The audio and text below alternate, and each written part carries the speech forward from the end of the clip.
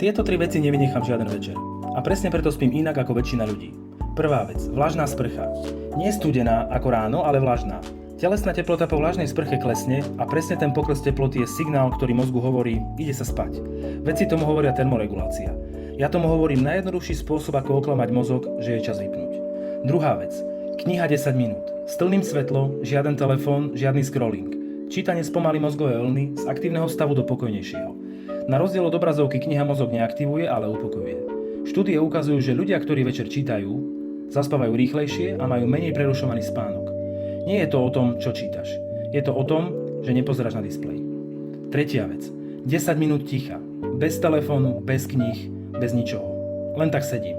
Mozog počas dňa spracováva tisíce podnetov.